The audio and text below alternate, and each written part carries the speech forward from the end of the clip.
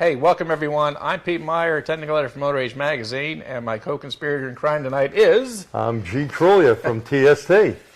Welcome to tonight's webcast. Again, this is our fourth and final webinar for 2013. Wow, but it flies by. It does, but it's certainly not the last. Again, thanks much to the support of you guys and gals who come out and watch with us. Tonight's webinar is electrical testing techniques you need to know. All right. And Pete, with this subject, you know, since everything on today's vehicle is so electrified, right, we need really to know the good basic tests, how to use them, how to read a wiring diagram, some of the stuff we're going over tonight. Absolutely, absolutely. I guess what we should start too when we're talking about electrical testing, you know, you've heard us say many times in the past and the webinars that we've done before, if you want to be successful at diagnosing anything, whether it's drivability issues, electrical issues, or just noise and ride complaints, the more you understand about how a system operates, the better off you are. That's no different. If anything, it's the most important factor when it comes to electrical troubleshooting. No doubt, no doubt. Electrical troubleshooting, you need to be an ace in this. You need to know what to do, have that game plan, and not second guess yourself. Follow a clear path in diagnosis. Right, so all the simple rules that apply to any troubleshooting situation certainly apply to electrical troubleshooting. I guess another point I want to make sure that we may be covering some what many of you may consider as fundamentals, but I want to say this: if you find yourself second guessing yourself over these fundamentals while you're tackling a troubleshooting problem or a tough electrical problem, then you don't know them well enough yet. Exactly. And since there's no real standard in our industry, plenty of guys just got into the business, and gals got into the business without getting a good background in electronics. It's the most important thing that you need out there. That meter, you should know everything on the meter and how to use it. Right. Okay, and we'll talk about some of that tonight on what you need to do to check some circuits out. Right. And do you have to be an electrical engineer to be successful at troubleshooting electrical problems? Nah. No, not at all. You can handle about 99% of the stuff that comes through your door on a routine basis if you have a good handle and a good solid foundation in understanding how electrical circuits work, how to read a wiring diagram, and how to use your digital multimeter. Yeah, there's a lot of nice other tools that you can use when you're getting more comfortable.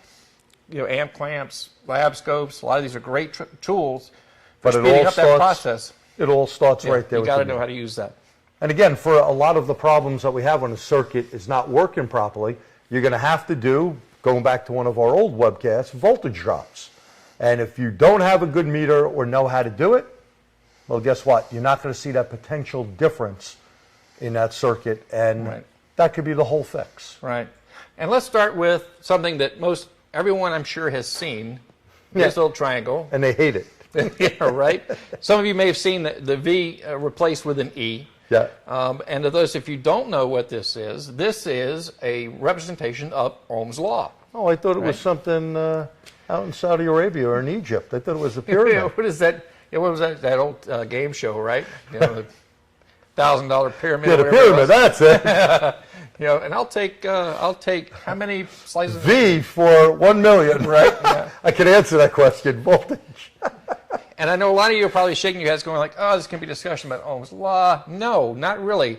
I don't really care if you know how to do the math. There's been maybe one or two occasions where I've used it to figure out a missing value, but not very often. Right.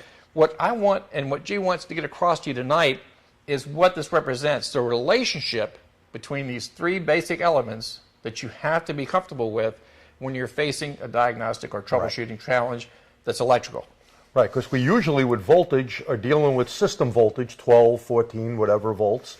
Resistance, when resistance goes down, that can be a big problem for you, or when it goes up. Either way, resistance is going to affect amperage, and that's what we're going to be talking about here. Absolutely. So let's start with those basic elements. Okay, what is voltage? What is the concept of voltage? Well, don't want to get real scientific, but there's no electricity unless there's electron movement. In fact, if I recall correctly, the definition for electricity is the movement of electrons in one direction. Correct. Okay, now that's DC, one direction, but so is AC, only it alternates. Exactly, First one, then back the other. and forth. Okay? And simply put, voltage is pressure. and you need that voltage pressure that we measure with a meter. So Right. 12 volts or 5 volts or whatever voltage you happen to be dealing with. Very, Absolutely. very important. Yeah, and I mean, voltage is that force that you have to apply in order to get these electrons to want to go somewhere. Exactly. They're not going to do it on their own. They need a push. Yep. Okay, so that's the force that we're talking about. You need some sort of a load for it to go to, right? Absolutely. Amperage. Amperage is the measurement of that electron movement, or what we call all the time, you'll hear us say several times tonight, current flow. Right. And without amperage, a lot of guys will go, oh, the starter has 12 volts, it got to be good. Forget it. Without amperage, amperage shows you work in a circuit. And very, very important to measure amperage. No amperage, something's not working. Yeah, and I think that's probably one of the key things that I wanted to get across tonight to everybody who's watching.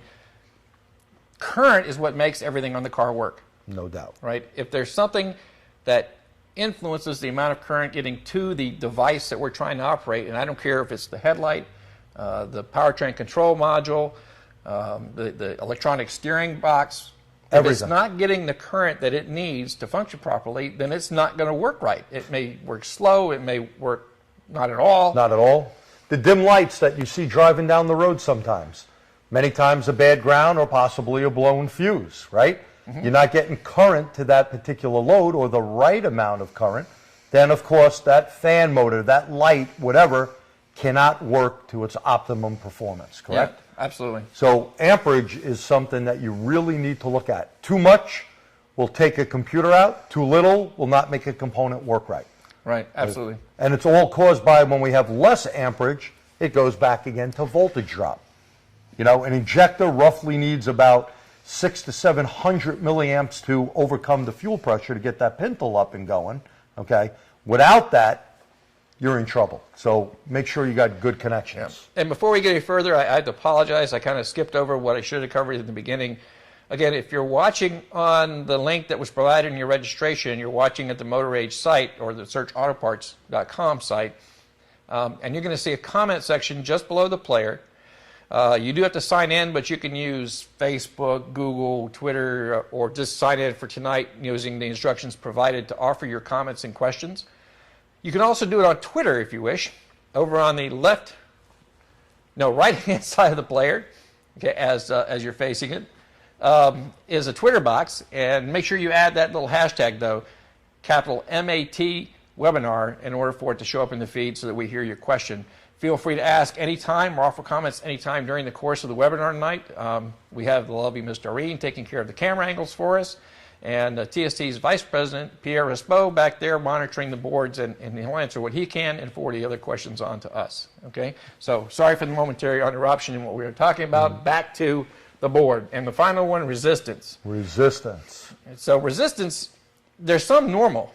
In fact, every device that does work on the car, again, whether it's a light bulb or an injector or better PCM, have resistance. It is the resistance, right? That should be the resistance in the circuit. That's what determines the current flow for that device, right? So with the voltage supplied.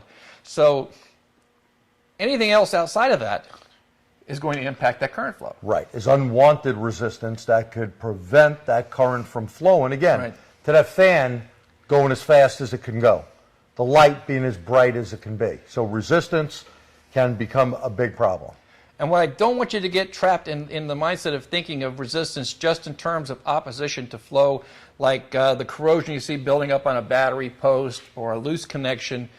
Anything that affects the quality of the circuit path is a resistance. If the circuit's open, that's a resistance. If there's this happens to be a very big one. Very big one, right? And if there's something like corrosion buildup in a connection, that's a resistance. So think in those terms. Anything that's affecting current flow is caused by some type of resistance, and we can find that resistance in the test that we'll show you. And how many times when we have a wire connection that's going in, a male and female, and the drag test is putting a pin in there, it shouldn't just slide out. Right. We want some drag on it. And that would be a resistance problem.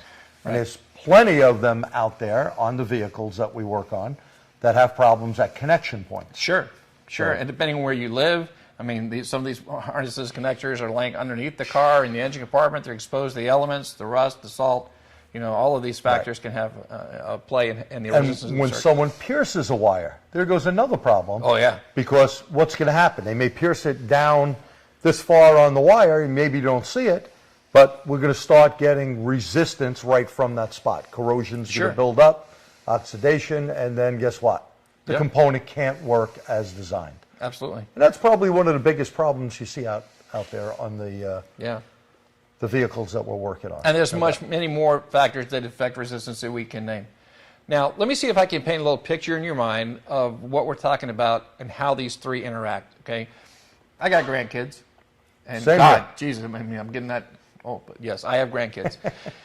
And when the They're weather's great. hot down in Florida, we like to let them play in the sprinklers. So we lay the sprinkler out there at the end of the garden hose. We turn the hose full blast so there's no resistance. There's no resistance to flow, restriction to flow with the water faucet. The only one it is in the sprinkler. Right. And they're Just having like a the blast, right? The sprinkler's going out there having a great time. But if I go back to that faucet and close it off halfway, now I've added a resistance to flow, haven't I? I've restricted the flow. And what happens at the sprinkler end? It's down. It's way lower. down, right? So, and then the kids aren't having as much fun.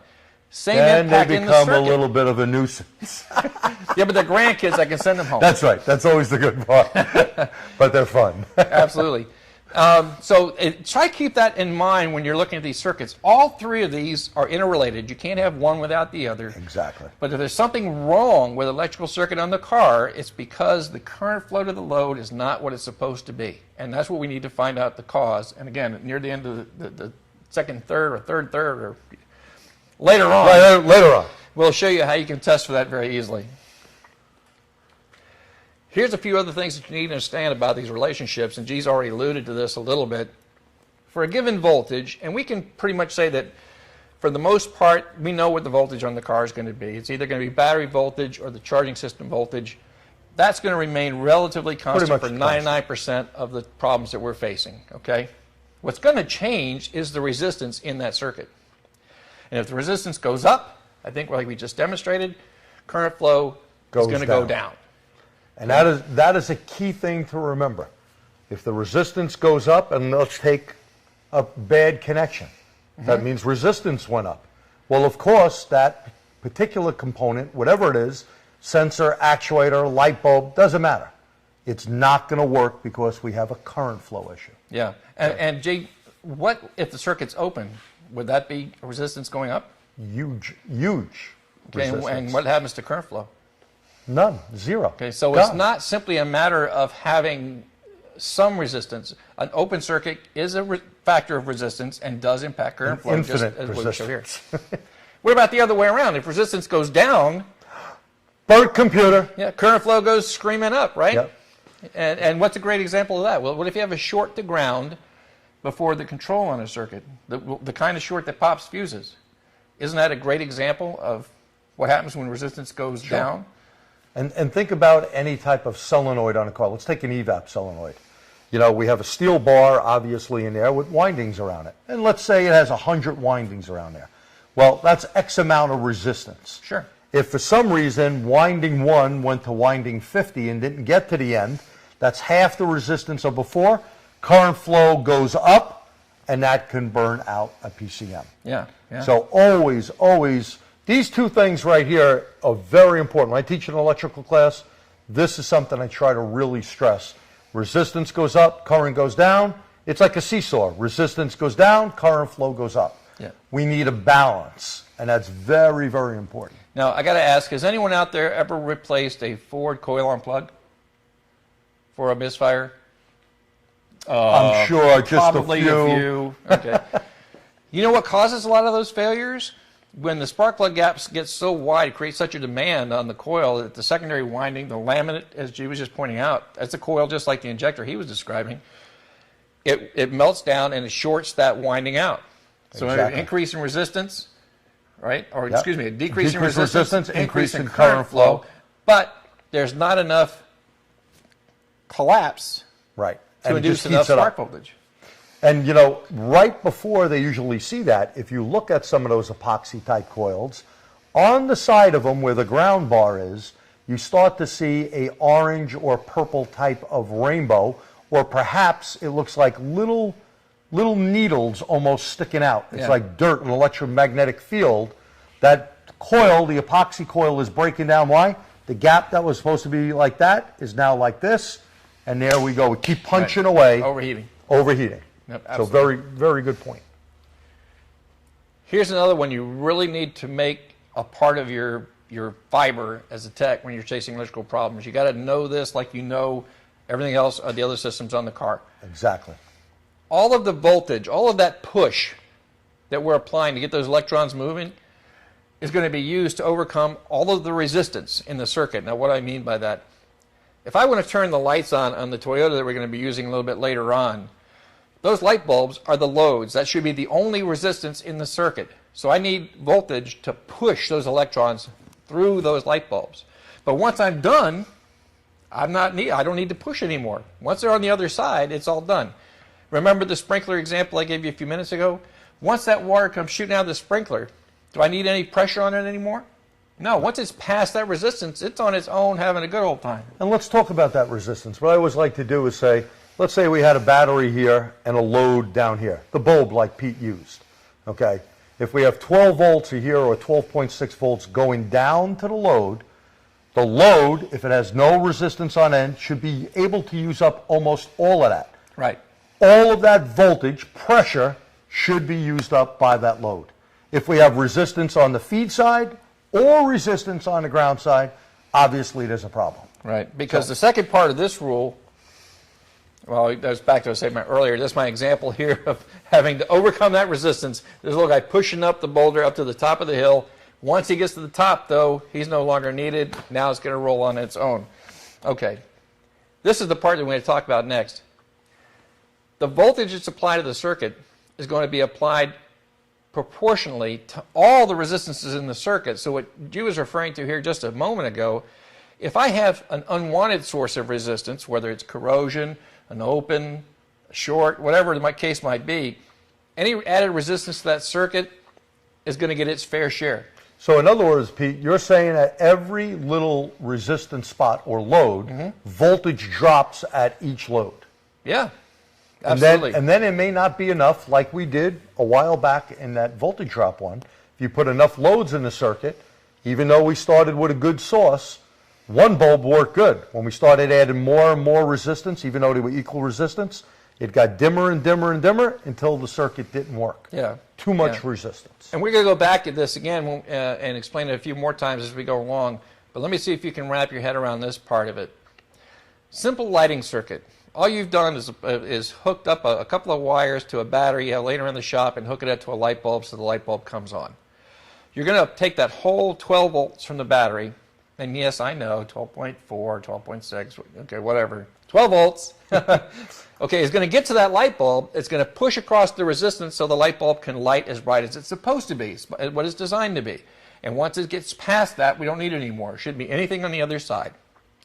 Now, what if you take a second light bulb and you put it in series, in line, on the positive side of the first one? Now you have two equal resistances. So half that 12 volts is going to be used by the first bulb. It's going to drop it down to 6 after And only the first leaves load. half for the second. So what do you think the light bulb's going to do? Going to get dim, isn't it? Okay. And by the way, we've seen a big problem when we were doing our hands-on TST testing on that circuit. It was amazing how many people did not really understand that. And we're talking professionals like yourselves in the business. Yeah. Hey, I'm going to be the first one to tell you guys, I have a real passion for teaching this particular topic because I was the guy who didn't understand it. Right. I told this story before. I won't go through the whole details right now. But I was in a position where I thought I understood the concepts behind voltage drop testing and electrical basics fairly well until I got found in a situation where I needed that knowledge and found out that I knew the method, but I didn't understand the readings. Okay, and that's what we hope to help accomplish tonight, is to change that for many of you. Yeah. Okay. And let's take a time out right now. And a time out, not that we're going to go take a break, but let's see if you have any questions. Pierre, any questions? No questions. Okay. Well, then forget what I said no about blue time out. bars.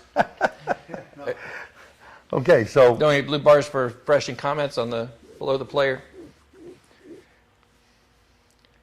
well, we will continue on while Pierre is looking. He could interrupt us after we're done with something. I'll go take a quick Take a quick look.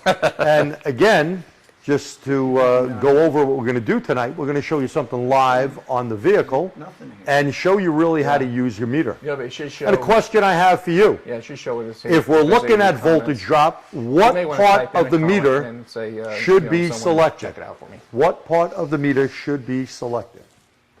And that's right. Look at that. You guessed correctly. The millivolt part.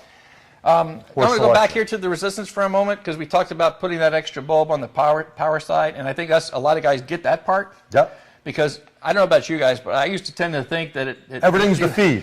Well, no, but you had to start. You started the battery. You're going to go through the load and back. But I thought that the little electrons are like they're trucking in one direction. It didn't matter, So I figured if it got up something in front of that it was going to affect it. But I didn't quite understand that if it's on the other side, on the ground side, it has the same impact. Exactly, the same effect. And the ground, as I always like saying, is the forgotten side.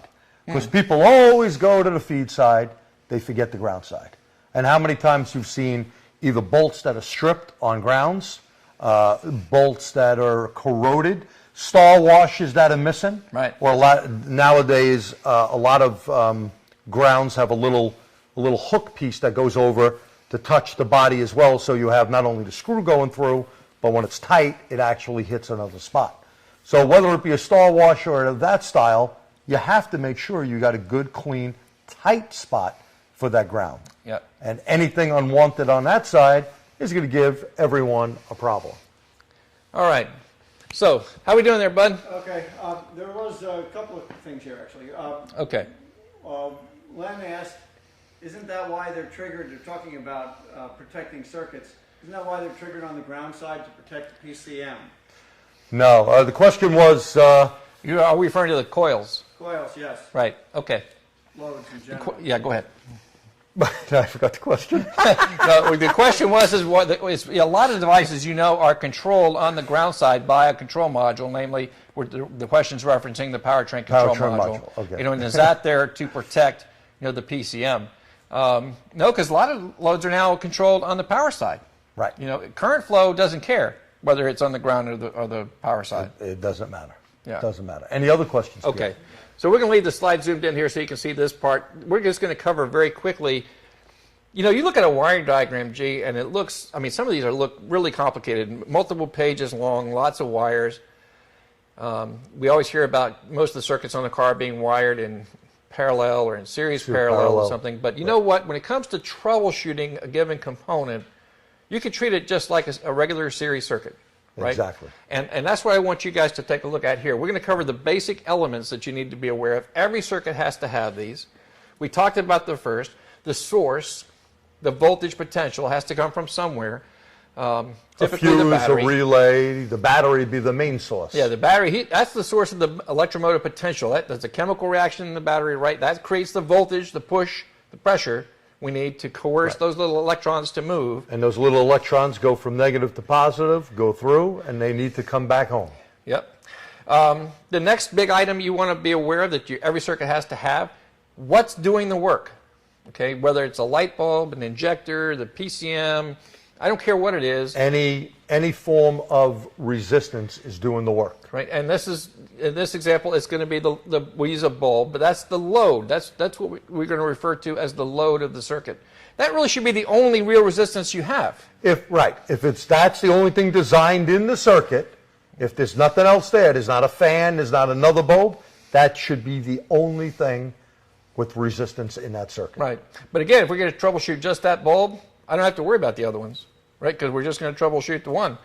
And when we're looking at this load here as the only resistance, yes, there's connectors, there's links of wiring. All of that has some resistance, but it's very, very, very, very small. And by the way, it's calculated into that whole circuit, because if they get into body control modules, and most companies now are using a body control module, that is all figured into how that circuit's going to work. All the wiring, any connection, any switch, that's all in it.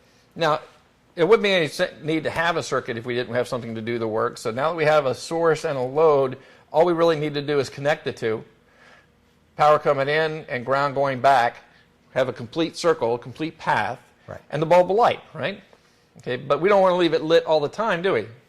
So we need some type of control device, and this a switch, a relay, anything at all like that. The PCM drivers that someone was talking about earlier, these are all control devices that simply open and close the path to turn that load on and off. It can be on either side, doesn't matter, because the current flow is the same anywhere in the circuit, so we can put it anywhere we want.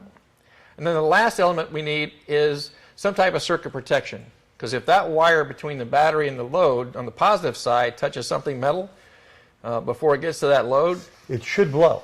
It should blow. And be careful, because there are some fuses out there that are not rated at the 10 amp or 20 amp or whatever. And I have one that'll take over 50 amps, but says it's only a 20 amp fuse. Yeah. So be careful buying fuses, make sure they're good. It's supposed to protect all of this, not melt it up. Yeah, and that's kind of a little side note there. Those actually were available at Harbor Freight. A lot of people got a hold of those things. There was a recall issued, but it's still amazing how many I still find floating around. That's the one I have. If you pop open your customer's fuse box and you see, they all have, the spade type fuses all have a white number, 10, 20, 25, whatever the amperage rating is.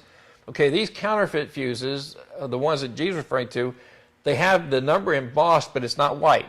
Right. Okay, if you see something like that, that needs to go away, because that's a very likely capability. It's going to damage the car's wiring harness. That's a good way to start a fire, burn something up. Not a good idea.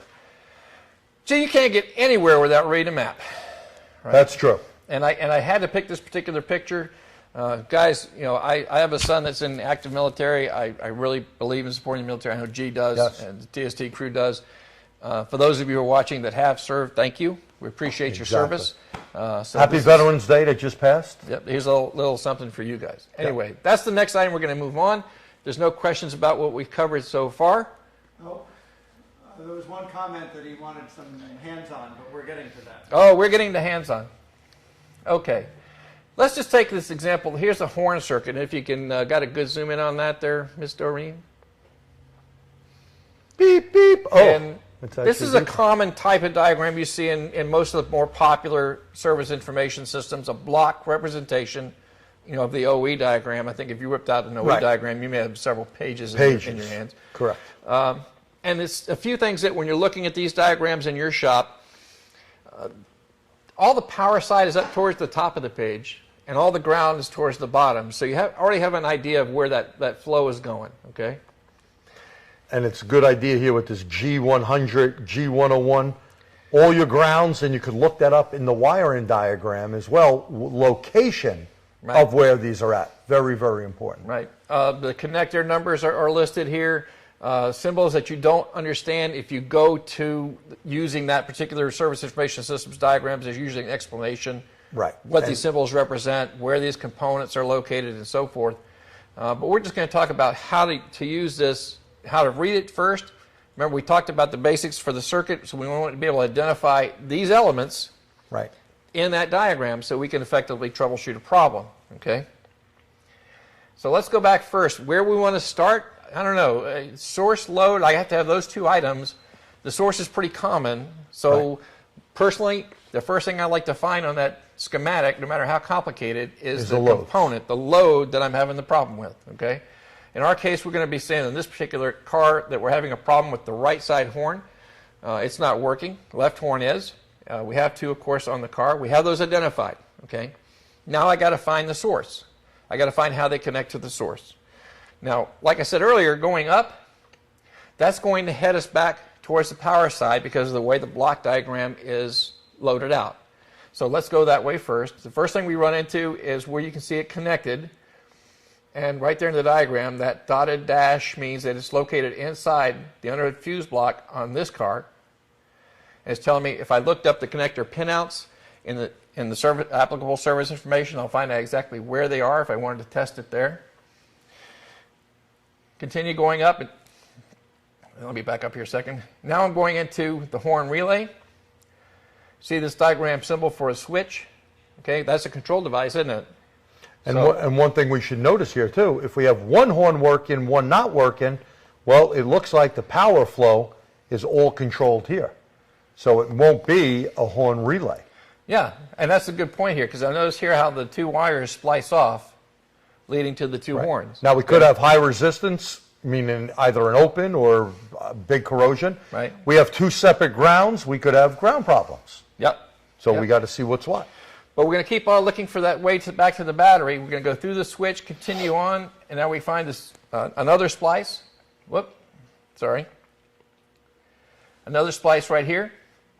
Now, if you're not sure, and you see anytime your path back to your attempt to get to the battery or the source hits that splice, follow each one until you get back to the battery. Remember, that's where we're trying to get to. If I come straight down while I'm going back into the relay, only this time now it's on the coil side of the relay. Exactly. Well, that's going to be important, but right now I'm not worried about it. So I'm going to go up instead, and that leads me to the horn fuse, and then the number, the annotation, hot at all times. Well, wife is hot at all times, but if she heard me say that. But what does that mean when we're doing a schematic? Okay. In this case, hot at all times means that that fuse has battery power, whether the key's on or off. Correct. Okay. If you see something that says hot and run, and that means it only has power when the key is in the run position. You may see hot and start. You may see a combination of positions of where it is. But now I know that I'm on the right track, because if that's hot at all times, I must be heading back towards the battery. Right. All right. Now, again, we're going over this, breaking it down in all these steps, but we have two components here, one not working, and we know that you had to be getting power here. The problem we need to look at is from that splice that's over here down. Yeah. Just to remind them out there. Yeah. But this is the way to check the whole circuit. And I think what I want to stress here is you can see that G's been doing this for a long time. He's already got that innate second nature to start diagnosing the problem while he's looking at the paper, right? And you can do the same thing. And many of you obviously do. Yes, many of you do too. But we're here to help everyone. Two other things you're going to need in your schematics is the power distribution diagram. This picks up where the hot at all times leaves off, okay? I want to know, where do I get to the battery? Because if both horns aren't working, I may need to know anywhere along that route, right? Exactly. So I want to trace it out now. You can see that I can get all the way back to the battery. Get hot at all times. It's only going through the one fuse. All right, so that's the power distribution side. So now we have, so far, the load identified. We have the control device identified. We stumbled on circuit protection, right, with the fuse. And we have the path going on the positive side of the battery identified. And now we just have to add in the ground. Once I have one side done, I go back to the load and go to ground. Again, to get all the way back to the battery, using the ground distribution diagram, and get all the way back to the battery. If I'm dealing with an issue, who knows? Maybe I might need that information. There are going to be situations where you do need that information, right? And notice on the G100 here, it says on top of rich engine, yeah. upper, That's the upper cross member, I think it was. must be cross member. Yeah. So they basically tell you where the ground is, where you'll have to look, or the other one here on the bell housing, left side of starter. And this is another interesting point I want you to think about. This is grounded here to what? The body. Is that hooked up to the negative side of the battery? No. No, but it's, well, through the body. Through the body. And that's a very common mistake that the techs make when they're trying to troubleshoot a problem. They don't consider that they have to get a ground path all the way back to that battery, and the car is one big ground. Exactly. So you can't necessarily test something in the back of the car, check the ground at the back of the car, and expect it to be getting all the way to the front of the car. Exactly. So you need to know where all this is. There's many problems here, like on the old GMs, they went into the fender well for the light ground in the back. Sure. G402, I believe, was the ground. They shared it with the fuel pump as well. And if you see they start sharing grounds, when you put more and more of the loads on, if the devices are getting dimmer or the pump is not running fast enough, you're pulling on most likely a bad ground. Because what do they have in common? They don't all have the power feed. A fuel pump has no power feed in common with the light bulbs. Yeah. Right? So you got two different sources of power like we traced out, but what was in common, G402 was a ground that they used in the fender well of the car, And that ground, if it's bad, affects 14 lights, I believe it was, and 1 fuel pump. So you're saying that the more current that's being passed through that ground connection, the more it stresses that ground connection. You bet. Pulls on it more. The more any weakness in that ground connection will become apparent, right? Exactly. And that's why you always want to stress the ground, which we'll do a little later on tonight, talk about how we can even load that ground to see it's good enough. And some of you may have figured out here, one of the things I like doing, you know, we can go, is this a load? Well, we'll talk about that in a second. But any load in the circuit, whether it be horns or lights or motors, you want to see, you know, a lot of people call up the parts guy or go dial up or whatever and order a part. Stop. Do not order a part. Check the component first. And if you don't know how to read a wiring diagram, it may even be computer controlled with so many computers on today's car. Unplug the wires with the key off. Check the load yourself. Try applying power and ground to the load. If the load works, the fan blows, the light goes on, you don't need a part. You're missing something. Right. And that's what we're showing you here. You may be missing the ground. You may be missing the power. There's unwanted resistance somewhere. Yeah, let me back that up. We'll kind of go through that a bit. If we identify these parts, we talked about earlier that we were going to go look at a bad right side horn. All right? Correct. So what I want to know is what parts of the current path are unique to the right side horn. Very good. And as you pointed out, the only connection that's unique is from the splice here, the power side, to the horn, and then its own individual ground. Now, we looked earlier and you saw that these are indeed two different ground points. So I'm going to think for a minute. Well, let's see. If I check for power here, that's going to tell me that that section of wiring is okay. And then I can check the ground side because that's unique. Maybe it's on the ground side. And we're going to show you how, again, the actual testing method, a couple of checks, you know exactly what side of the circuit has the problem and be able to track it down to the root cause. Right. Okay? But we can do a lot of our troubleshooting right here on paper. Exactly. Because Go ahead. just like you said, if you know you're getting power down, you always look at what the roadmap is basically doing. Power coming in, one horn working, what's it have in common? It has the power side in common. So all we would need to do is check from here. If that's good, we know we got a ground problem or a dead component. Could be a bad component. But we're going to show you how to check both sides of them.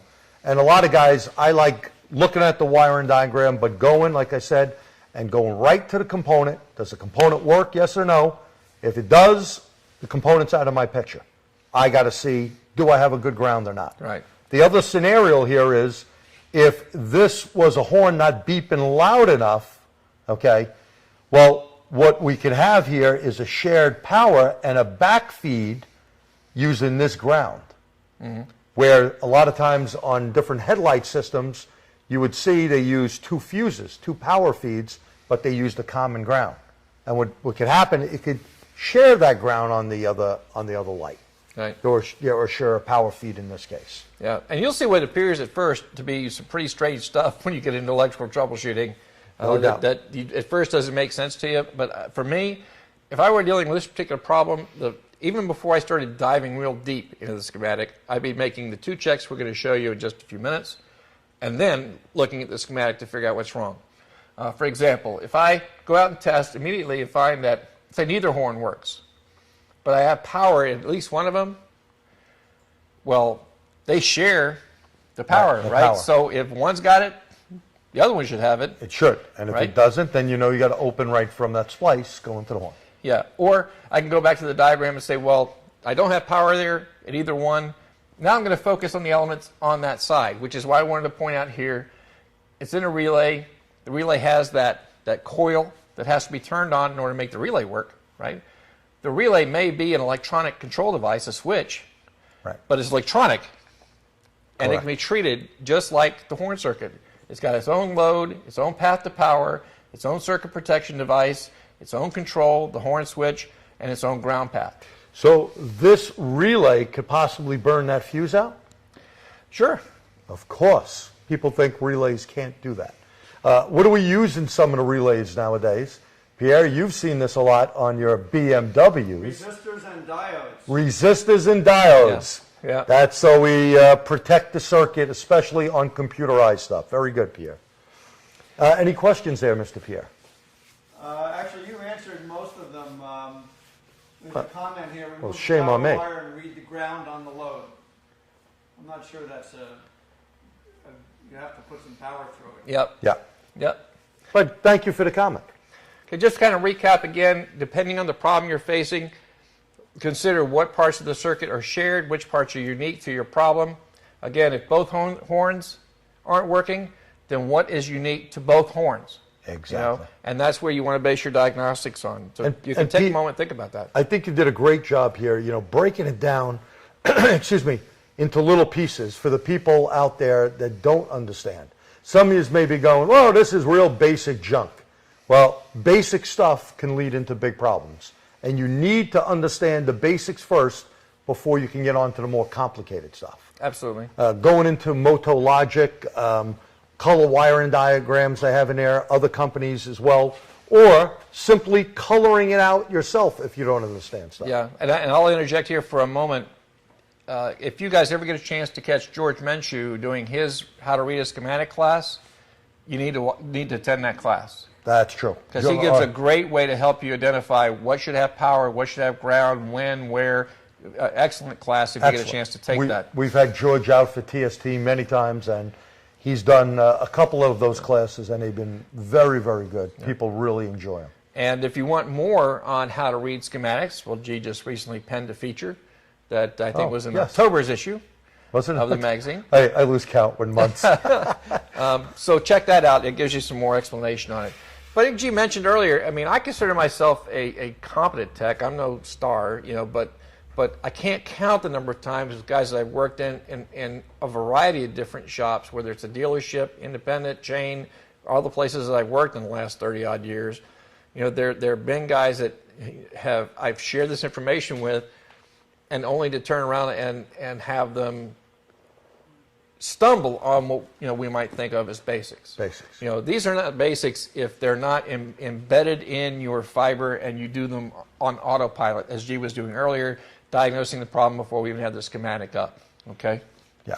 And for some, it may be a little harder to remember. Maybe you're working, doing a lot of timing belts or brakes or whatever, and you don't really hone your skills in using a meter. The meter has to become an appendage to you, like your hand, and know exactly how to use that and where to go with it.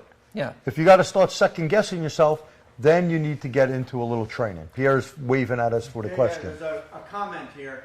Paul says, next time you get a fuel pump in that's making a racket, check the ground side to see the voltage on that side.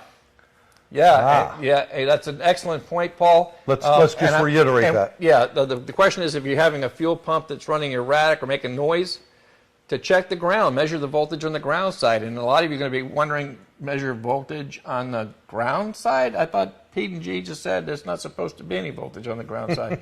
Well, that's something that we're only a few minutes. In fact, here we go, right into where we're going to talk about. So great, what do you call it? Segue. Yeah, great segue into our next segment on voltage drop. Remember we said earlier, all the voltage in the circuit is going to be used to overcome the resistance in the circuit.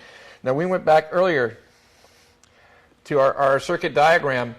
That's the resistance. That's what should drop the voltage. So I should be able to measure battery voltage, source voltage going in, and with the light turned on, there should be nothing on the other side of it, okay? Very little nothing. Yeah, we don't live in a perfect world. Right. So there's always a little bit, we said, there's a resistance in the switch, there's resistance in the connectors. There's going to be a little bit there that we can measure. It's like when you turn your faucet off, just a little more drip. Little drip, yeah, little drip. So this is where the basic testing we talked about earlier. If what we said earlier is true, that electrical problems are caused because the current is not flowing as it should be, the load is not receiving the amount of current it should, then we should be able to measure that. We should be able to measure it either through current testing or with our digital multimeter doing a voltage drop test. Now, what are we measuring for? We're looking for where the drop should be. Right. And we see any areas where it's not supposed to be. Exactly. Right?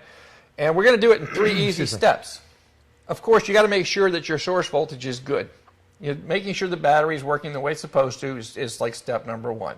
Correct. We've already verified that on our guinea pig. We know that's good. So now all I got to do is make two tests. I'm going to measure voltage at the power side of the load. I'm going to measure on the ground side of the load. And I'm going to know right away where the problem is in that circuit. Exactly. Now, again, I want to stress this. Guys, if you write this down, tape it to your toolbox, because I've seen so many guys make this very simple mistake.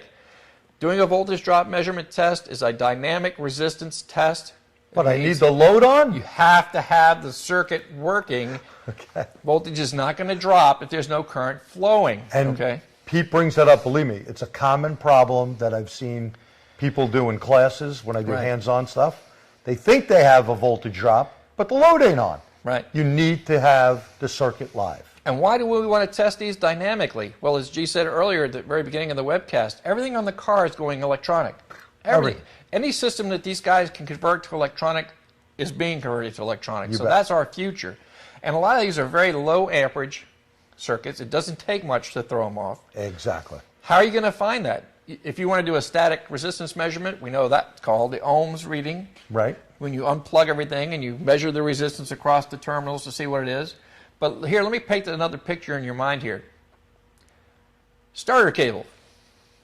Going to turn that starter over, a couple hundred amps. Easy. Easy. Right? What's the resistance if you measured one end of the starter cable to the other using your ohm meter? Going to be very low. Yeah.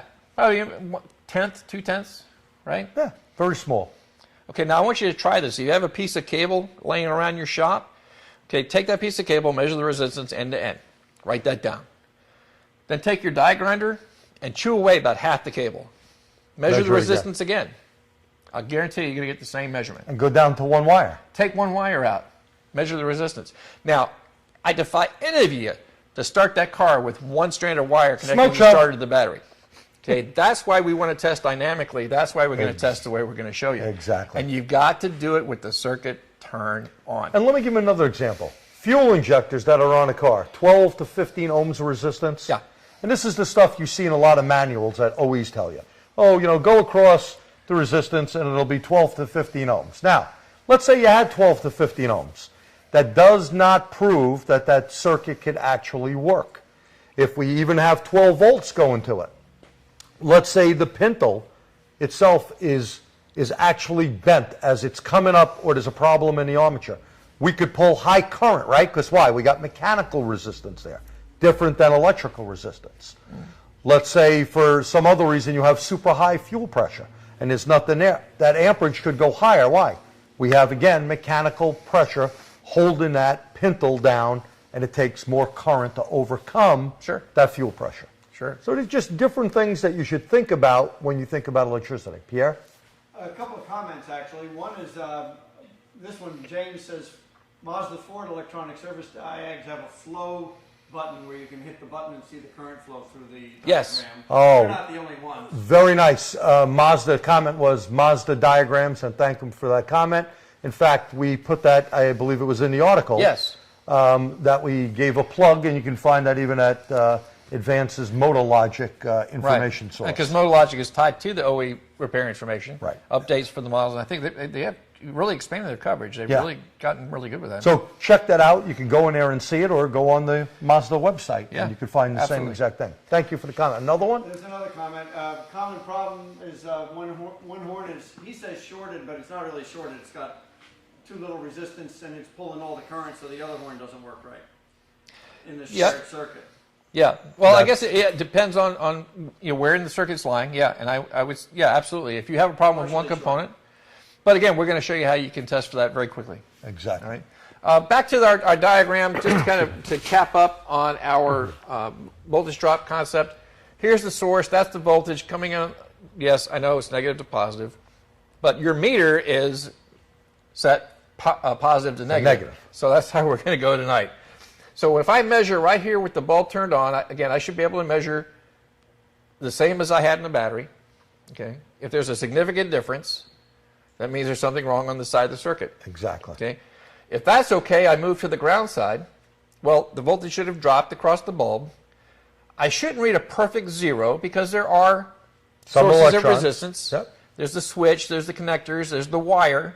So I'm going to measure something other than a perfect 0, but I shouldn't read anywhere near what I read at the battery. I don't think right? so. So if that's significant, then that tells me the problem is on the ground side. Okay? Correct. Or, rather than having to do some of the math for ourselves, if I put 1 meter lead on one side positive and then the other to the positive side of the load, the meter does the math. If I start seeing a high number there, something's wrong. And that's the best voltage drop method. The other way, you were going from negative to positive or positive to negative. Yeah. Here I'd have to do the math.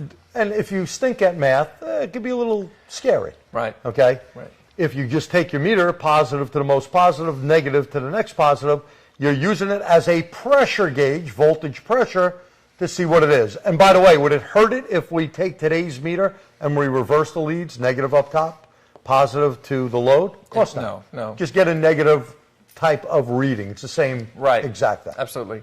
I do want to stress here too, again, depending on, you need to know both sides, because it depends, as we're going to be working on the back end of this car, a little hard for me to get that meter all the way up to the positive side of the battery at the same time, unless I make a lead. Exactly. So, which you can.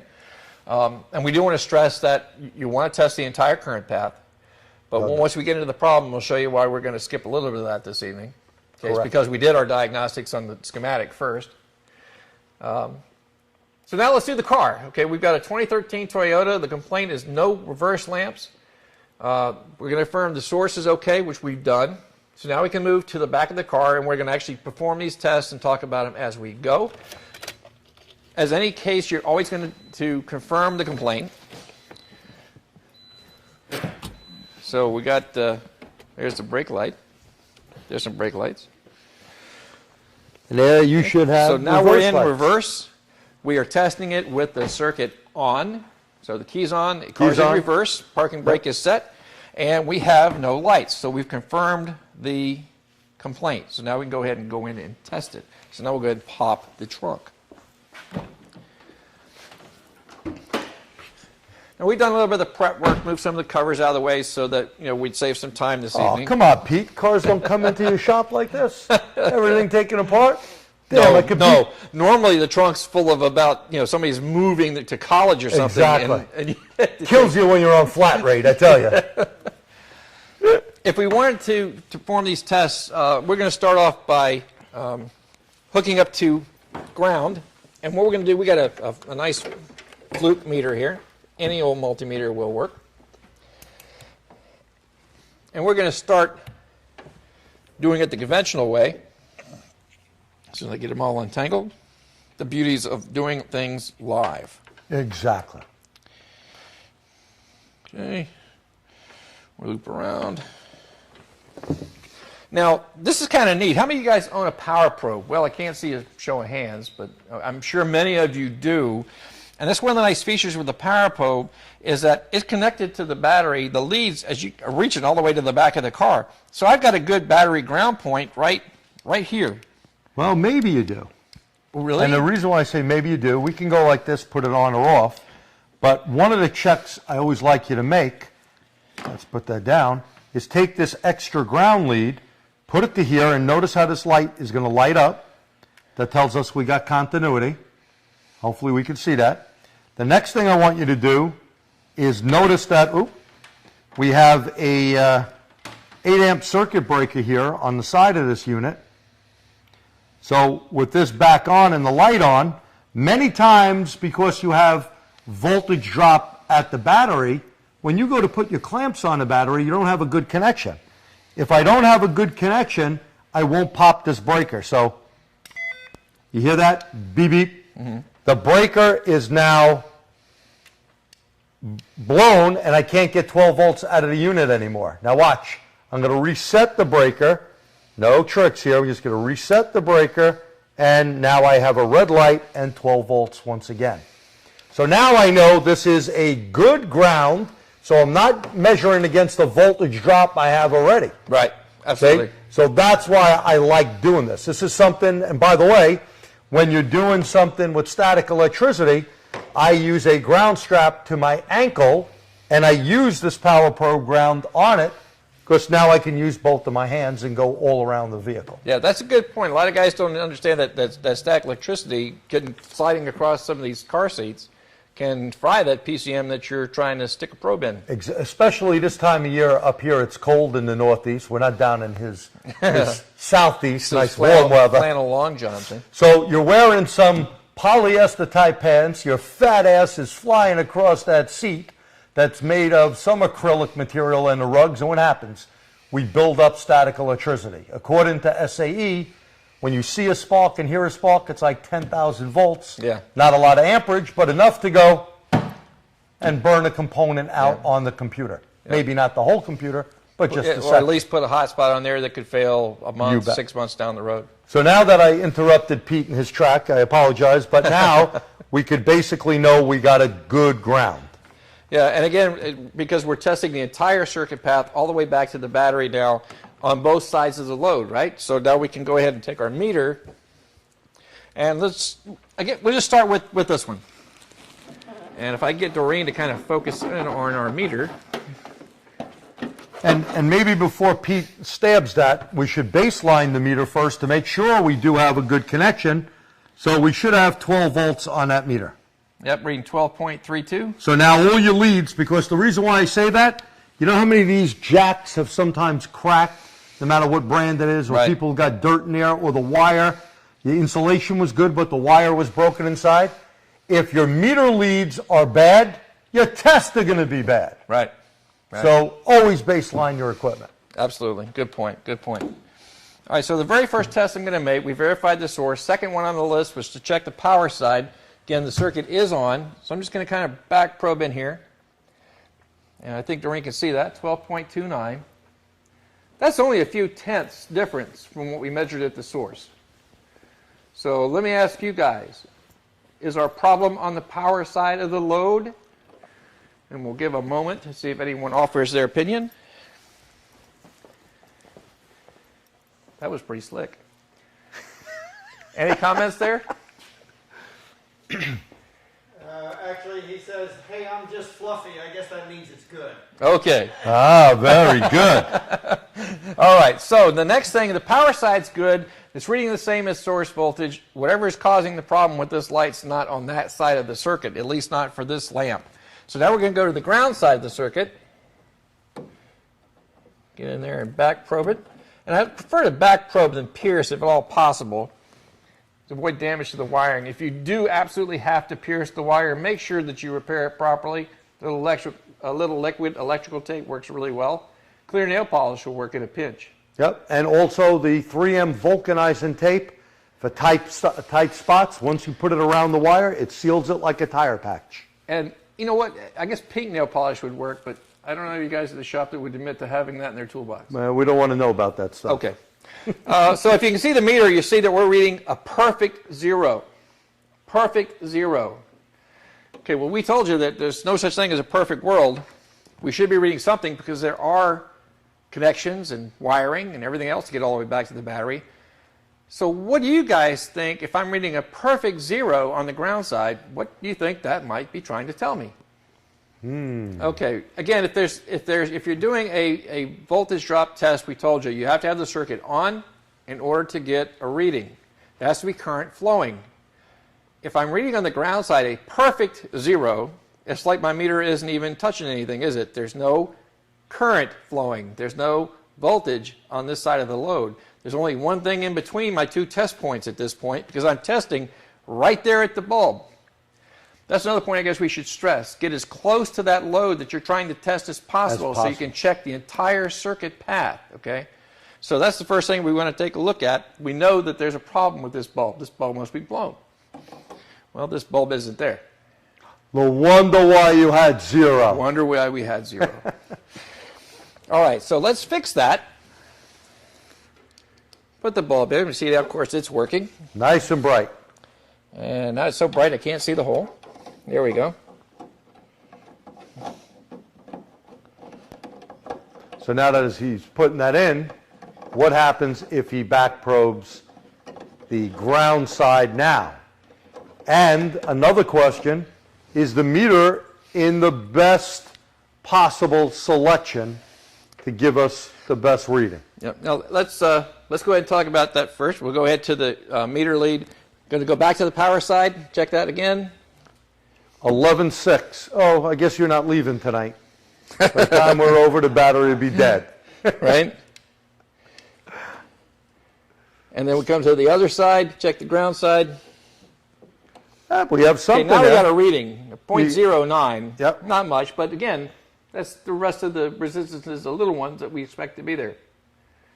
All right? And if you switch that meter to millivolts on that same ground side, and go right Now, the back. reason that and the reason that G likes this side using the millivolts, if you're going to go positive to positive, okay, we had to do the math right on our positive test just now, Yep.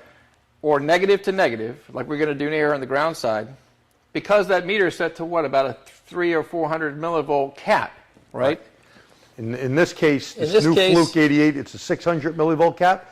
So there's the 87.9. It rounded it out before to 90 millivolts. You got an 87.9 voltage drop from the ground cable, per se, because we're at the battery ground with the power probe, to this light bulb. That's very acceptable. All right, so that's good. Now, how about doing the feed side voltage drop, Pete? Just for the hell of it. I'll hold the tip on for you, if you'll just move over there. Right. And all we're going to do is take the advantage of the power probe's tip. We're going to give me the wire. You can back probe. I can go like this. I'm going to take the black lead, go to the tip of the power probe. I'm going to put the power probe on. Yeah, let me get a good. So we're checking voltage potential of the power probe right to this back probe thing. And what are we reading for voltage drop? 654 millivolts. 654 millivolts. So there's some voltage drop on this side. And that would make sense because I'm reading 12.3 and before you were reading 11 something, weren't you? Right. And keep in mind that this is not the best of testing lead setups because we have resistance here.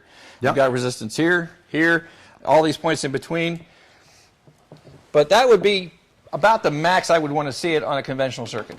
Yeah. Right. You know, if it's working and it seems bright enough or a motor's blowing good, you know, that may be okay. If something wasn't working right, that's excessive. Pierre, question? Well, first of all, there were a lot of comments about bad bulb, but they came up too late for our discussion. Okay. There's a comment here, we like to see under 200 millivolts. I'm a big fan of that. Yeah. And I think that as a general rule, yeah, I've seen numbers across the board, but let's say it this way. The more current that load normally carries, the more cushion you have in voltage drop. Exactly. If So it's a starter motor, half a volt to a volt, I'm personally not going to lose too much sleep over. Right. If there's no problems. correct. If it's spinning over properly, if everything's working properly, not going to lose too much sleep over that. If I'm dealing with a computer circuit, now I want to get down to maybe 1/10 of a volt Yeah. max. 100 Okay? millivolts max, in some cars less than that. And Pete brings a good point up. You know, General Motors, because you got to remember when they manufacture a lot of cars, and I think a couple other manufacturers or a few more, they'll allow you on a non-computer circuit 500 millivolts. Now that's a lot. I'm a 200 millivolt type guy. Yeah. But again, if there's no problem, you know, with something spinning or lighting up, whatever the case may be, then we don't worry. If we have a problem, it's good to check it out. And this came up the last time we talked about voltage drop testing. Guys, and if you have experience, please chime in. It's been my personal experience that if there is a problem in voltage drop, it's not going to be a matter of a few tenths. You're going to see it, no question, that there's a problem there, okay? No doubt. We haven't verified our repair, so let's just double check here. And guess what? We got one working, but the other one's still not functioning. Oh, but isn't one good enough to go? Of course not. Oh, okay, so let's come over to this side. See if I pop this boy off. No, we're gonna. And we're going to repeat those tests. And this time, maybe check if there's really a bulb in there. No, I don't think I can get away with that twice. Damn.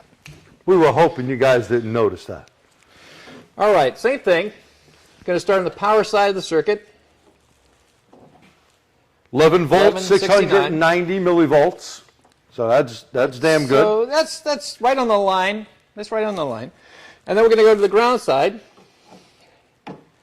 Whoa. Wow. Now, you got the same voltage on the ground side.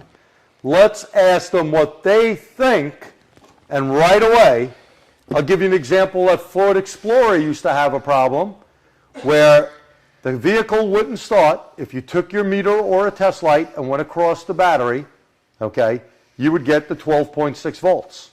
Now, we all know if I ground the meter to the negative post of the battery and I touch the red lead to the metal intake plenum or any ground on the motor, I shouldn't get voltage, should I? Right. Right? But what happens when I do? It's the same problem we're having here. We're getting voltage. What is that problem? It hasn't updated yet, but It will. There was a question. Any thought on ignition switch resistance? There's one answer so far. A few more coming up. No ground. Yeah. Okay, so those of you who are watching, very adept. We have voltage on the other side of the load, but there's no ground. So and how do we know that?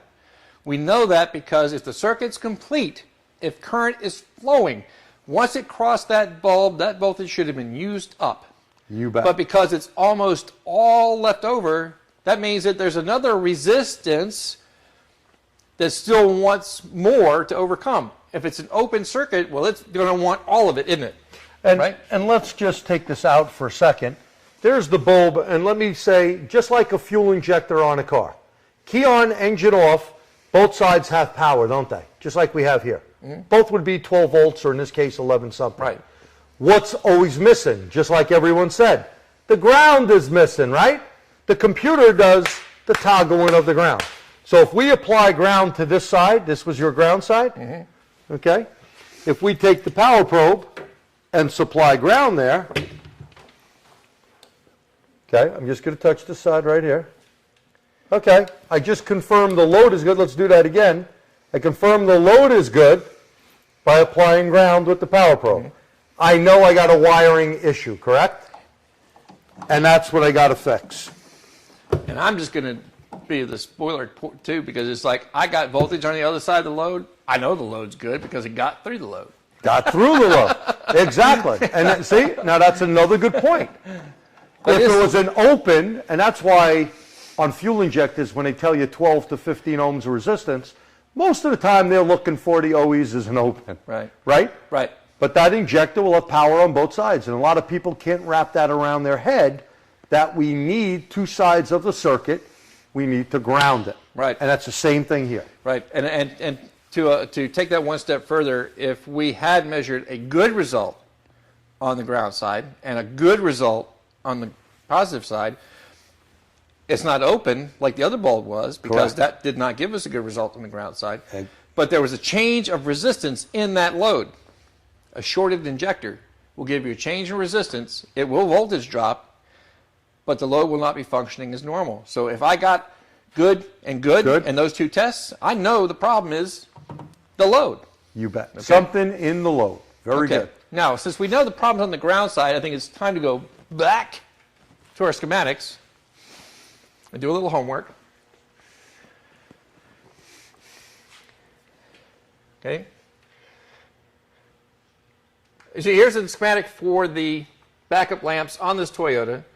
As you can see, I'm only focused on the ground side of the loads. Here are the loads. We got those identified. And I only care about the ground side, because didn't my two tests just show me that the problem's on the ground side? And we know one light, it seems like it's a shared ground peak. Oh, look at that. Well, one's working. One's not. Wow. But they have two separate ground paths up to this splice, and then there's a shared path to ground here in the left rear of the trunk. Is everybody with me on that? And I think one of the reasons that I should point out for Pierre's sake, we do have about a minute or so delay between me talking now and you hearing us, and that will account for some of the comments that we're not being mean and not answering your questions on time. It's just that we're a little bit ahead of you. That's all. Just floating ahead. So we will treat them as they come in. But we already identified that the positive side of the circuit is good. And I know that two different ways. I know that power's coming into the light here, and I verified it on the side that's failed. So I know I don't care about that side of the circuit. Could care less. I'm going to focus on the ground side And we very quickly, as you pointed out, it's unique to this splice and then shared. If one's working, is it going to be in the shared path? Can't be. It's got to be in this section from the load to the splice. Okay. Now, the diagrams don't always accurately represent where that little splice is located. It looks like it's only a few inches away from the light. You would kind of think it's located in the trunk lid, and it might be. Could be. But let's see how we're going to find out. Just for your sake, so you can see what we're going to be looking at, inside the trunk, this is the common ground point. It's located just under the splash shield here at the back edge of the trunk. So that's our common ground point. Here's the section that's going to be coming out of the trunk lid, hiding behind that left quarter panel, where it's coming down from the trunk deck and then into the harness. And then last, here we know we got the taillight assembly on the left side being spliced into the harness. Maybe that's where the splice point is. Don't know. Could be. Okay, but it could be. So that's just some clues looking at what I actually have on the car as compared to the diagram. Okay, so now we can go back to the car. We'll kick that part in a minute. Over to the car. I'll get a sip of water.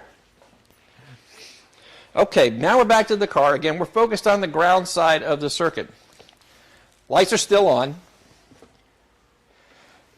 The neat thing about voltage drop is that if you know there's a problem, this case it's on the ground side, all I got to do is start working my way back to the source, the battery, on the ground path that we identified in the schematic. As soon as my meter reading goes back to what it's supposed to be, I know I've passed the problem, and now I can. You ever watch these guys play? You're a big baseball fan.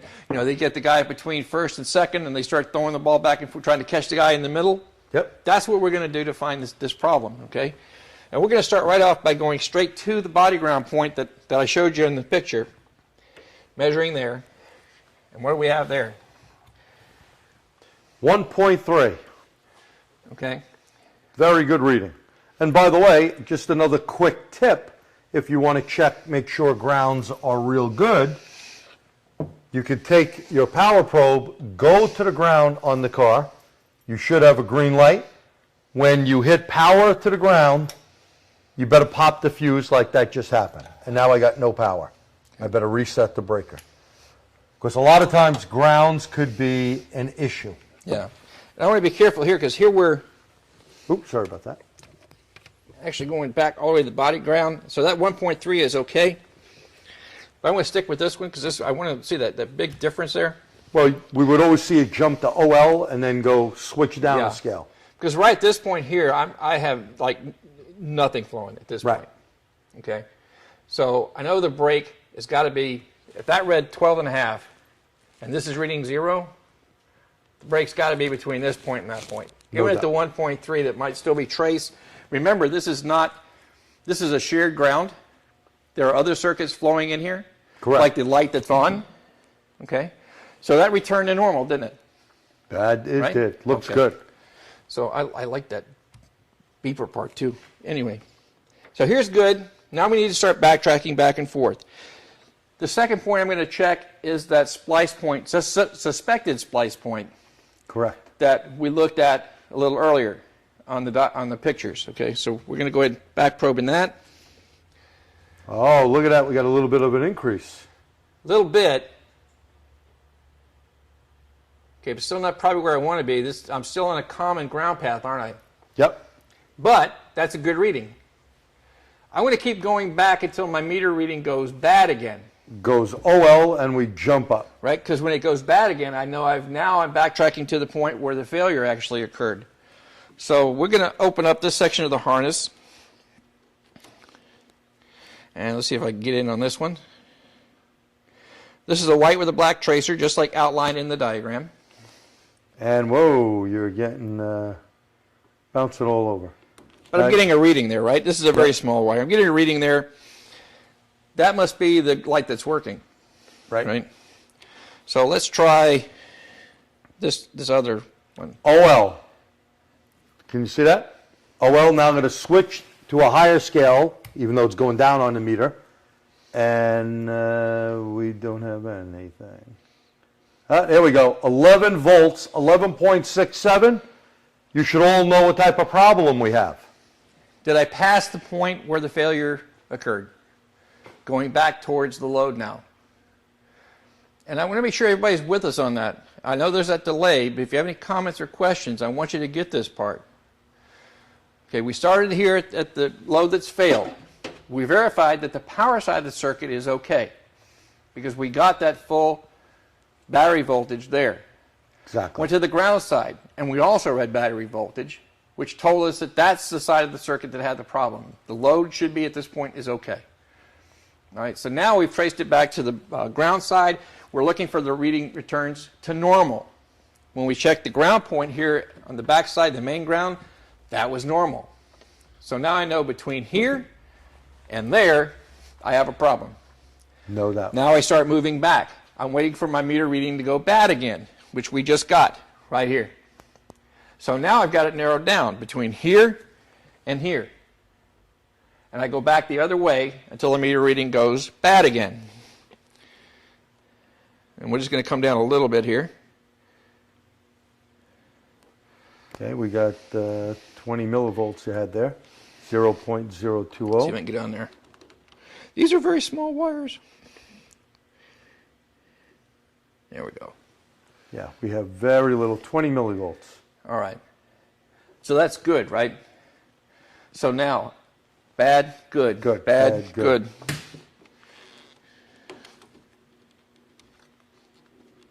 I don't know if Mr. Rain can see that.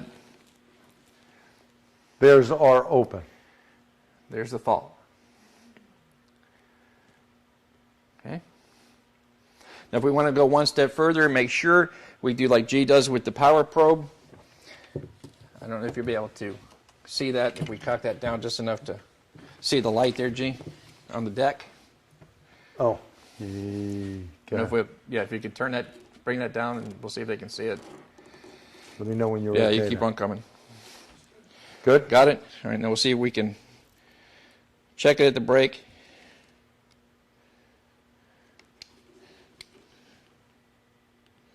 See if we can get anything to there. Apply ground, then it should come on.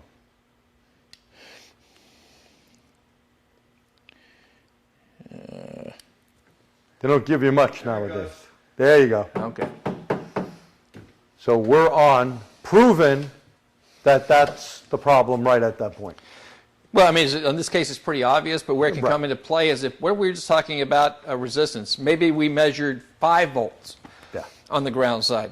That 5 volts is still a big red flag. That is not 0.3. You know, that's not a matter of under that 500 millivolts. But let's say this, from the trunk lid going up and down, that the 10 strands of wire in here were broken down to 2 or so. Absolutely. And there was corrosion in here. Sure. That's what you'd be doing with your power probe to see, or a jumper wire, doesn't matter, Right. to see if that actually works. And Could the be voltage drop, the same test we just did, you would do to find the problem. Could be, yeah, the light would be dim.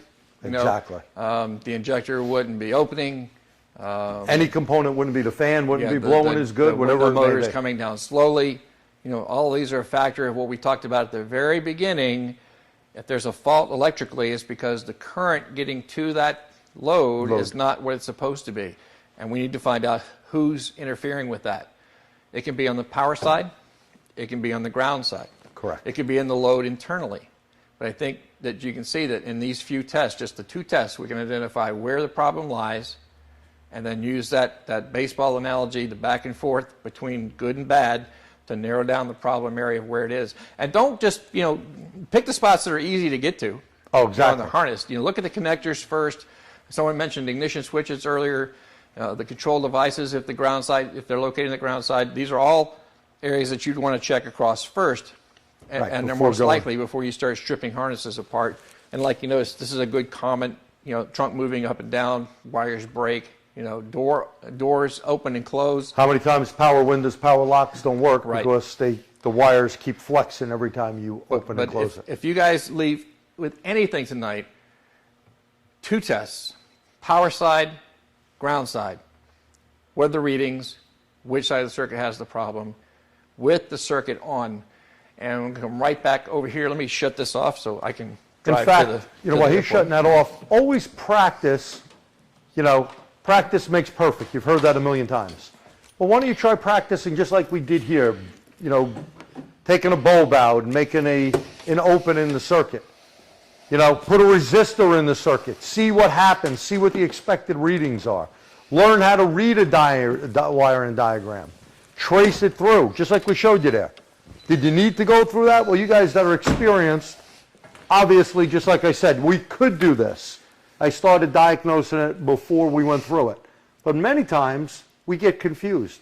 We need to get down to the very basic of tracing through that wiring diagram and knowing who is the power source, what's involved in it. Is there a relay? Is there a fuse? Going all the way back to the battery is a good connection. You know, like some of the Volkswagens that burn up the fuse box because the crimp connector is bad there and things don't work. Well, you trace it all the way back, it would go right to that Volkswagen box there where the bad connection is, a voltage drop. So check both sides of the load, very important like Pete said. Yeah. You have the power side, but the forgotten side again is the ground side. Don't forget to check it. Yeah. And if Comments, Pierre? Yeah, there's a comment sorry. here. Most wiring diagrams will identify splice locations while the schematics do not. Very good comment. Most wiring diagrams will show you the splice locations, the G numbers, and always know the higher the number is towards the rear of the car. So if you get 101 is up front, 102 may be near the dash, 103 be in the middle, 104 should be the back of the car. Yep. Just a rough way to think of it. And always look at the symbols and the key, what do they call it, the wiring key or abbreviations or whatever. Right. And just as another quick side note here, in this particular case, we're checking the ground for that light bulb. In this case, up to this point, it's independent. Okay, they don't splice until well into the trunk. Okay? Right. So in this case, I've got 4 wires here with the same color. You know, that can be confusing. Very. You want to know a way around it, invest in a small amp clamp. And then if you want to know which one isn't, this light was not working, so there's no current flow. 0. This light's working, that has current flow. So if I start wrapping my amp clamp around those wires, I see the one that doesn't have current flow. Well, that must be the ground wire I want to focus on. And techs, it's very, very inexpensive to get one of the amp clamps that have the little numbers on it. You don't need anything to hook to a lab scope or even to your meter. There's the little ones. I'm not going to run over and get it, but it's just a little clamp and it tells you what the current flow actually is on it. Made by many, many different companies. Your favorite tool guy, I'm sure, would like to sell you one of them. And you need it. It's a good quick checker. Just roll right over here real quick. One more. There's 2 comments here Okay. Sure. that I think are pertinent. One is diagnosis of electrical problems can consume a lot of time. Testing from the middle of the circuit can save time. The divide and conquer strategy. Yeah, that was the comment was that it can take a lot of time to do electrical troubleshooting, and sometimes it's easier to divide the circuit in half. I would say if you're dealing with a relay circuit, that might have some merit, but I'm going to challenge each and every one of you. Put this method to work. If there's one technique that you master, it should be voltage drop testing. I can go to any load on the car, I can take 2 tests and know immediately what side of the circuit has the problem and then go from there. Then I can pull out the schematics and start working in detail.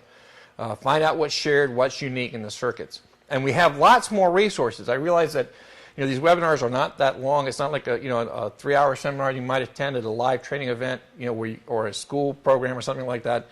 But one of the very first webinars that we did together was focused entirely on this testing technique. We've done so much more with it since. Check out the Motor Age YouTube channel, TST's YouTube channel, of course the Auto Pro Workshop, the Motor Age site, the print issues. We have all kinds of resources there to help you. And if you need help finding them, dude, I am not hard to find. You can Facebook me, Google+, LinkedIn, Twitter. He's email everywhere. me. I am not hard to find. So I'll be glad to help you in any way I can. One other comment? James says, I've always taught to test from accessible points in the harness and never pierce and replace wire between points where the problem is. Okay, one technician commented that he was always taught to test the connections first before starting to dive into the harness. I would certainly agree with that. Same here. Go to the easiest places first, but once you've located the section good and bad, and you know that it's in the middle, well, then you have to start doing the back and forth until you cross exactly where the problem occurs, and yeah, you might have to get into the harness. As far as piercing the wires, sometimes you just have to. And if you do, make sure that you repair it, as we said earlier. The black liquid electrical tape works very well. Make sure that you seal it. Vulcanizing tape, nail polish. Yeah. Not wrapping it with electrical tape is not going to do it, guys. Okay, that will not seal it again. And be careful when you do pierce, because sometimes you're right. Absolutely. And I'm against piercing, but every once in a blue moon, you have to pierce. Right. Is that called a Hickman or Hitchman probe? The little probes, the pin is so small, you barely can see it.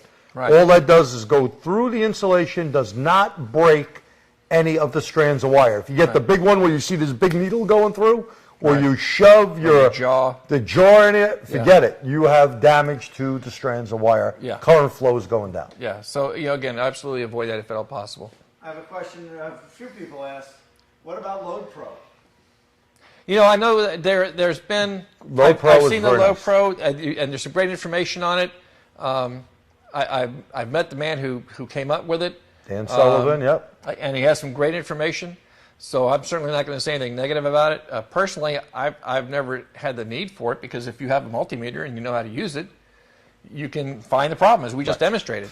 But if you're in situations where you're dealing with some of the stuff that most of his customers deal with, the heavy equipment, the Caterpillars, the mining equipment, dude, you're not running a cable from the battery, 80 feet back to the end of the loader. Yeah, he has a load. The Load Pro is a very good tool. It has resistance built inside of it that allows you to do the voltage drop test right on your meter. There's a scale that comes with it. Dan's stuff, hats off to him. It is a good tool. But well, it's like the old days when we used to take an open circuit and put a headlight on it. Exactly. To load the wiring, and I'm just saying that you don't have to do that. There's different methods. Guys, if it works for you, the Load Pro is good, the Power Probe's good, jumper wires are good, wiring diagrams are good. There's a whole bunch of stuff good. Yeah. But the bottom line is you need to know how to use your meter. Right. Period. Right. You need to invest in a good meter, especially nowadays with many, many electric cars and hybrid cars that are out. Get a Cat 3 certified meter. Make sure you know how to use min-max, voltage, the whole 9 yards. Current flow, you should make yourself, when you're doing amperage through your meter, use a 10 amp resettable circuit breaker in series. That way you don't burn the fuses out inside. Right. And again, there's a lot of tools that are out there that can help make your life easier and help improve your efficiency. But I know everybody who's watching tonight, you got a meter in your toolbox. I like to think that you have a meter, at least that, in your toolbox. Blow the dust off. Yeah. Another question, One comment. last question, really. Can you give an example of how components can backfeed into each other when there's a problem? Well, if a component is good, let's say we have a common ground and 2 loads. So here's my common ground. Here's the 2 loads. Okay? If we have separate feeds to both of these, okay, what could happen? Oh, peace. Oh, yeah. I'm not a crook. That's right. Sorry. I didn't even notice that. But the ground that's in common, we could backfeed from the power in this load going in. I've found many cars, like Toyota headlight circuit, the Saturn headlight circuit, that have 2 fuses, 1 for each side, but they use a common ground. So you'll see one headlight that looks bright and the other one's dim. It'll backfeed right into the other circuit. Yeah. Because it has something in common, right?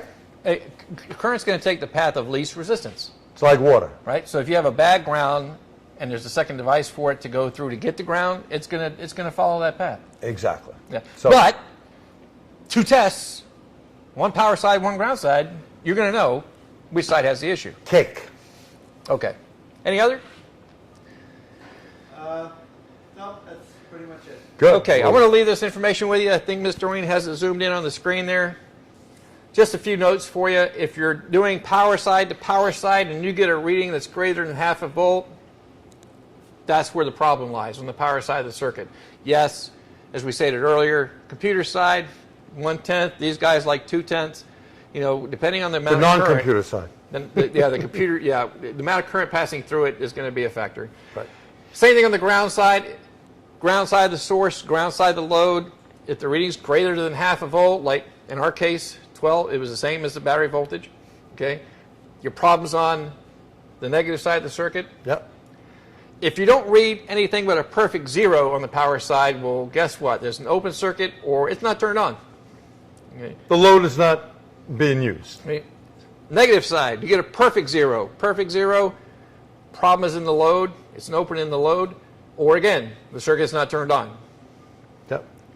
And the last one is the example that we had this evening. If the negative side is the same side as the positive side, well, then there's an open in the ground side. And I think that's where you're going to find 80% of your issues is on the ground side of the circuit. So this is a good, quick cheat sheet. You may want to change the 0.5 to 0.2 for you guys that said that. I'm like one of those guys, but Yep.